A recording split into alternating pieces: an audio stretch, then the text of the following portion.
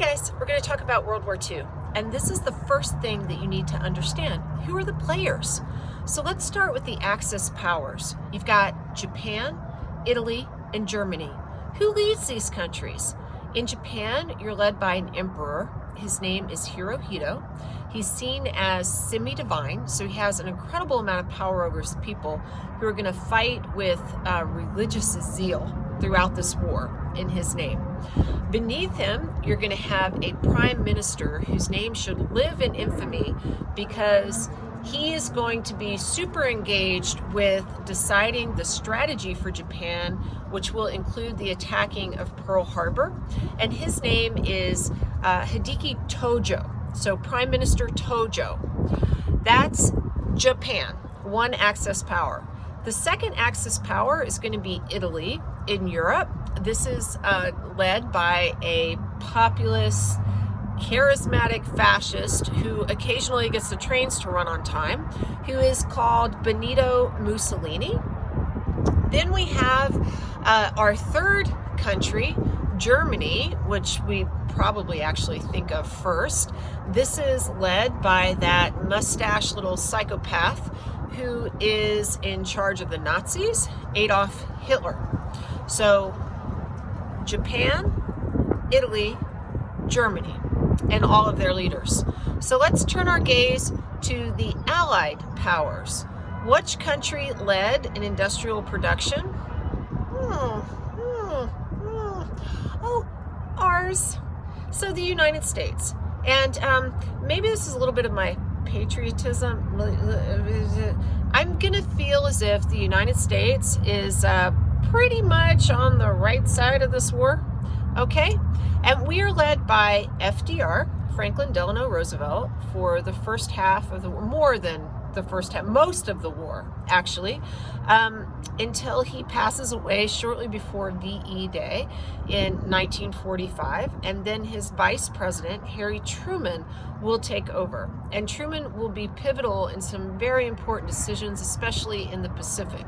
So the United States is led by first FDR, who will be elected 4 times to the White House, then Harry Truman, his vice president.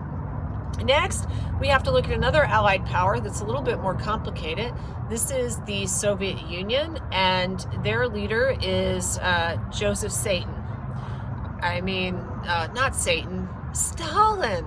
Joseph Stalin. So Stalin is an interesting guy. He was actually allied with Hitler in the beginning of the war in 1939. How'd that happen? So, I don't know, maybe they were facial hair romance people. They were certainly birds of a feather in many regards. Stalin and Hitler have totalitarian impulses. One is a fascist, one is a communist, which is actually a point of contention. But these different political ideologies have a lot of things in common as well.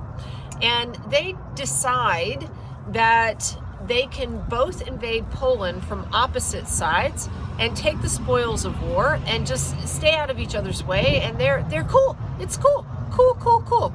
And things are fine under that kind of Ribbentrop-Molotov pact until Hitler double crosses Stalin via something called Operation Barbarossa. He will invade the Soviet Union, and Joseph Stalin will thereby become one of the allies because he needs to defend against Hitler. So it's for him, I'm going to say the United States, we're fighting for freedom.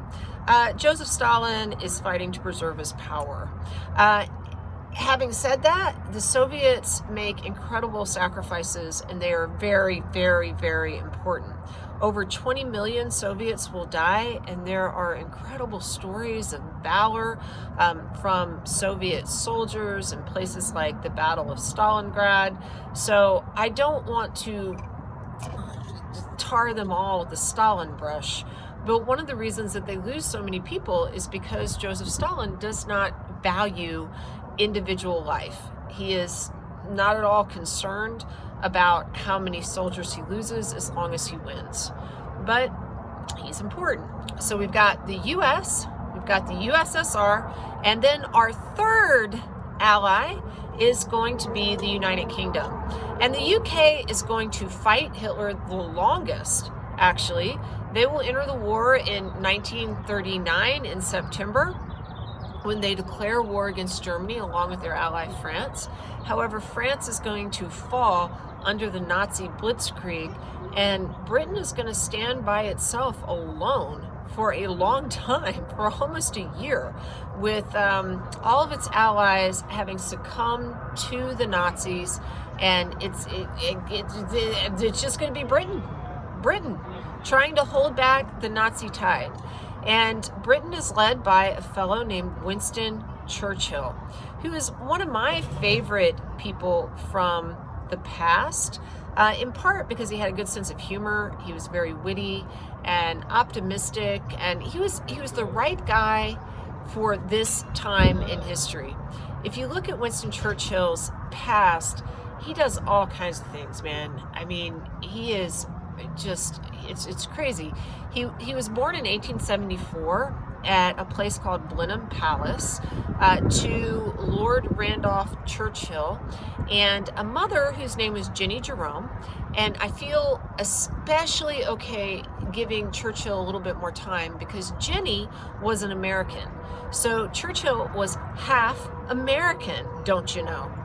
And he will grow up when Britain is truly at the height of its power during the Victorian era, and that will really form who he is. He will be a lot like Theodore Roosevelt. He will engage in a lot of adventurism. He will fight in multiple wars.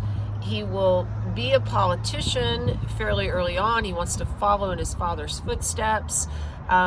He has one of my favorite quotes ever. He says, "History will be kind to me, for I intend to write it." Just think about that. History will be kind to me, for I intend to write it. So much you can learn about this discipline just from that statement. And write it he did. He will write some incredible work that he will output that I would highly suggest on the history of the English-speaking peoples, as well as World War II. But having said that, Hitler and Churchill, interestingly enough, were at one time fighting in World War I very close together in the same area.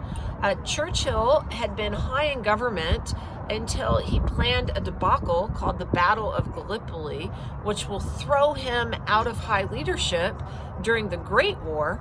And instead of going home and licking his wounds, he will go and he'll fight in the trenches, which I say huzzah to you, Winston Churchill. And it just happened to be that Adolf Hitler was nearby at the same time, though they never met. So that it's just kind of one of those weird coincidences of history. Another thing that Churchill did during World War I is he invented the tank, which is kind of crazy. He wanted to come up with a weapon of war that would help his side dominate and thereby end the war quicker. So the tank was this vision that he had. It was kind of like sci-fi kind of thing. This machine on treads that could move around no man's land, and they put water tanks on it so that it would look like they were moving supplies, and the name just stuck. So Winston Churchill invents the tank. After World War I, he saw a lot of threats coming out of Russia. He's like, those Bolsheviks, they're going to be a problem. And people are like, Winston, shh, you warmonger. But he recognized threats fairly early, and he points them out and he talks about them.